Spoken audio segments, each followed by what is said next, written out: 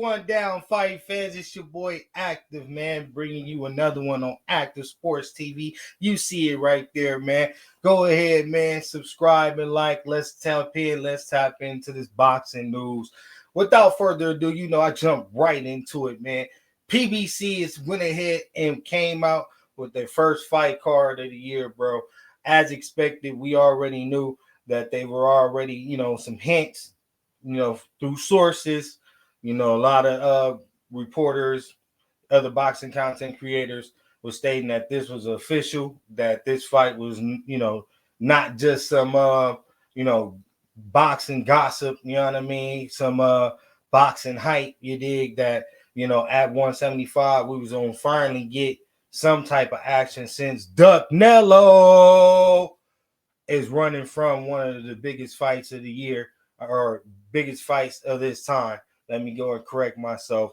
Old Carrot Top Nello is avoiding all competition, trying to find, whatever up and coming contenders that he can go ahead and beat on and look nice doing it. And in doing so, PBC is giving us this secondhand fight. And I'm going to tell you, this is swap meat. Yeah, it's swap meat, PBC. Yeah, Active about to go ahead and fry these boys, man. I'm about tired of this, man. You got Canelo over here in boxing, protective boxing custody, you dig?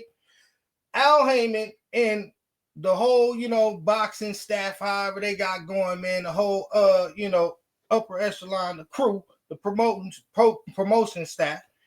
These dudes out here, man, is not putting on any cards. They only got, this year we got 4 dates, and 2 of these was for Canelo. One of them was for Tank. I don't even remember the other one. I'm not going to even talk about it. Like, this is what, boxing fans is being left with. And then on top of that, every last one of these bouts that they putting on for Amazon is going to be pay-per-view. We got to spend $90 to see, our top fighters over on PBC fight tomato cans and pick cherry pie. This shit is disgusting. Like I said, swap meat. Ugh, it smells. It absolutely smells. That's PVC. That's PVC. So we got, which is a great fight, nonetheless. David,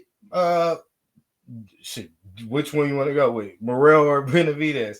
You got the Davids fighting each other, Benavidez and Morrell, which is the only fight that most boxing fans is even clamoring for in the first place. Let's go ahead and keep it all the way legit. Let's keep it solid. You dig? Let's keep it all the way, solid. Nobody gives a damn, Brandon Figueroa, what has he really done lately? He's not, nobody that, people were screaming, hey, we want to, see Stephen Felton, the rematch from 122. You feel me? Damn, this is gonna be itching shit, bro. From 122, you did up at 126. Like, Stephen Felton has not had any really, star shocking performances where, people will even want to be interested in his fights. Ever since he got knocked out by Inoue, he's been basically a shell from the Felton that, boxing fans, the cool boy Steph have been basically, a fan of. That guy, Cool Boy, is no longer cool anymore. You know what I mean? He was just on a prelim, on the other or earlier fight card on PBC, you know what I mean? And voiced his opinion, voice how upset he was due to that fact. And now this seems like pretty much a throwaway fight for him. Like they throwing him to the wolves, you know what I mean? Brandon Figueroa, I believe, will probably have an edge, having an extra couple pounds, knowing that he's already the bigger guy. And just seeing his Felton's last couple of performances, man, has not really been impressive to me. So with this fight here, bro, I will watch it. I'm interested as a boxing fan, but it's not something that I'm ready to pay $90 for. No, indeed. So PBC, yeah, y'all could have did better with this undercard, bro. At least it made it our worth our while. I was anticipating, if y'all have already been subscribed, shout out to the subscribers, man. And the active maniacs, man, who stay activated with the channel, man. I appreciate y'all. Go ahead and hit me with the thumbs up, and make sure y'all voice y'all opinion, man, in the comments about this fight and how y'all feel about how we gonna have to pay $90 just to check this out, man. But on my last episodes, basically, anticipating what PBC was going to do with the up and coming fights that they've been hitting out to the public with the, Tank Davis, Lamont Roach, and Sebastian Findor versus Earl Spence Jr. This was also in the mix of all of that, and all of these were pretty much jockeying in for spots far as fight dates. So now we know that we're not getting necessarily Benavidez and David Morrell in January, which was originally anticipated. It looks like February is the date.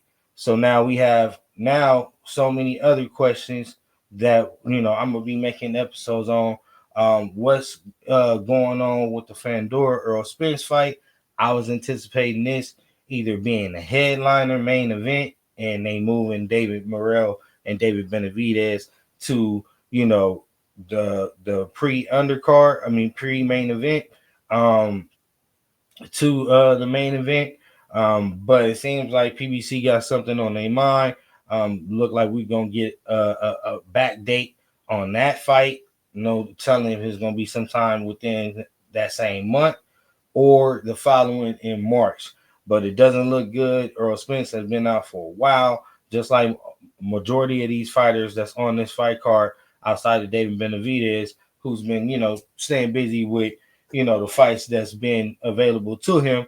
And Cool Boy, taking whatever is available as well. Pet Bull also, it's a couple fighters that stay on that undercard rotation. I'm noticing with PBC. You know what I mean? You don't get too many Gary Russells. It's rare to see Gary Antoine. But other fighters, you know what I mean, get there. They shine as of late over at PBC.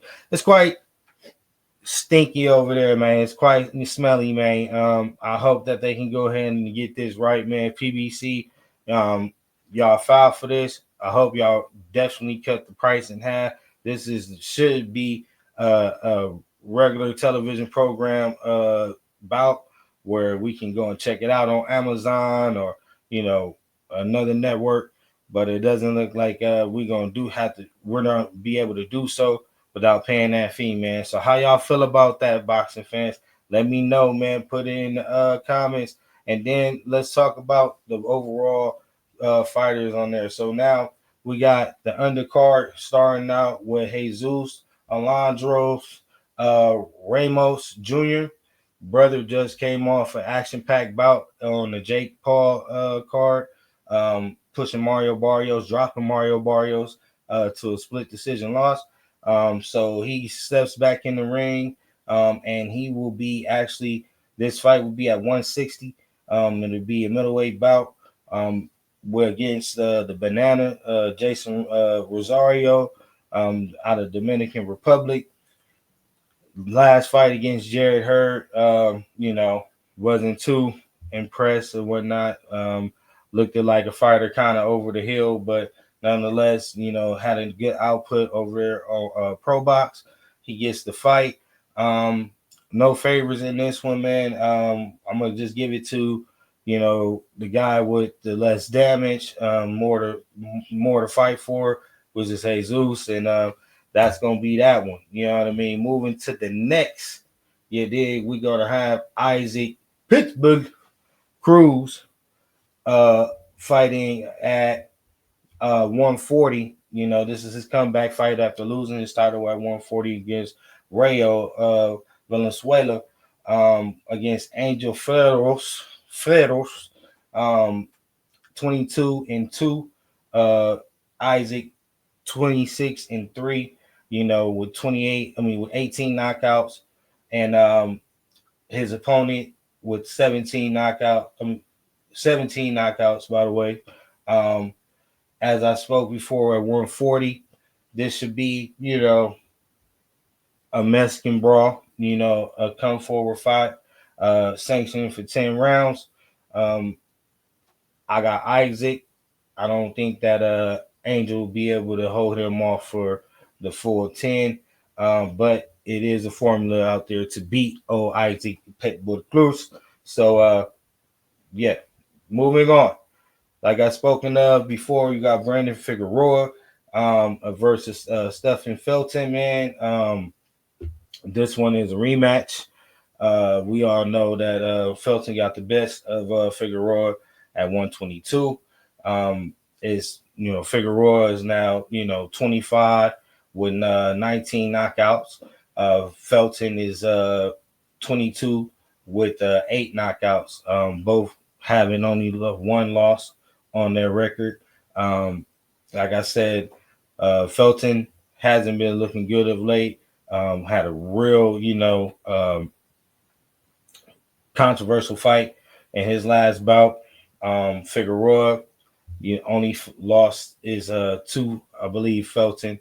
So yeah, man, this is what they're giving us. This is what we got to look forward to. This is going to be at 126. So yeah, this is a featherweight bout. Moving forward, moving on to the next main event. No other than David Morrell, David Benavidez. We will have, someone moving up and someone moving down. Who is going to put themselves in position to get that Canelo bout? We shall see. Right now, I'm gonna have to lean more towards David Benavidez based upon just what he has proved as of late, clearing out 168, doing everything that he needed to be the main number one contender to Canelo Alvarez. But politics, David Morrell not as experienced. Really haven't seen him fight any competition. Love the heart though. Love the fact that he's willing to fight David Benavidez in the era when all these boxers is soft as cotton, man, and out here, trying to be friends and trying to avoid each other, and so it's a feel good moment in boxing.